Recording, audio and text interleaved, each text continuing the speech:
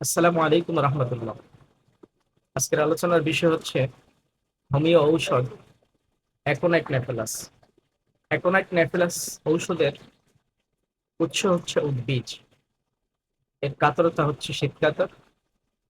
এর ধাতু প্রকৃতি বা প্রবণতা হচ্ছে স্নায়বিকতা, ভীতু, জ্বর, সর্দি, উদ্রামণ। মানসিক লক্ষণ হচ্ছে অস্থিরতা, ভয়, ভয় বিভীষিকা থেকে রোগ সৃষ্টি। দৈহিক লক্ষণ যদি আমরা দেখি, অ্যাকোনাইট নেফেলাসের অ্যাকোনাইট নেফেলাসের দৈহিক লক্ষণ হচ্ছে আকস্মিকতা ও বিষণতা। রোগ লক্ষণ হঠাৎ দেখা দিয়ে ভীষণভাবে সেটা দেখা দিবে,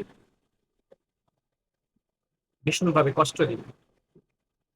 এখন একটা অ্যাফিলাসের রোগীর মধ্যে পিপাসা এবং জ্বালা থাকবে, প্রচন্ড শীত বা গরমের প্রকোপ এই রোগের কারণ। অ্যাকোনাইট নেফেলাস ঔষধের বিশেষ কথা হচ্ছে রোগী মৃত্যুর দিন সম্পর্কে ইঙ্গিত করে, মৃত্যুর দিন সম্পর্কে ভবিষ্যৎবাণী করে। অ্যাকোনাইট নেফেলাস ঔষধের হ্রাস বৃদ্ধি যদি আমরা দেখি, তাহলে হ্রাস হচ্ছে মুক্ত বাতাসে বিশ্রামে।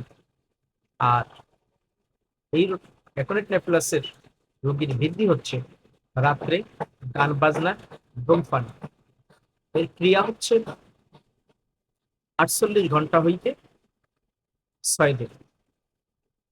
আর অ্যাকোনাইট নেফেলাসের পরবর্তী ঔষধ, অ্যাকোনাইট নেফেলাসের পরে যে ঔষধগুলা লক্ষণ ভিত্তিক চমৎকার কাজ করে, আর্সেনিক, বেলেডোনা এবং রাস্টক্স। অ্যাকোনাইট নেফেলাস সম্পর্কে আজকের আলোচনা এ পর্যন্ত। আমরা আগামী দিন আলোচনা করব হোমিও অন্যতম একটি ঔষধ অ্যান্টিবিউটিক সম্পর্কে। সবাইকে ধন্যবাদ।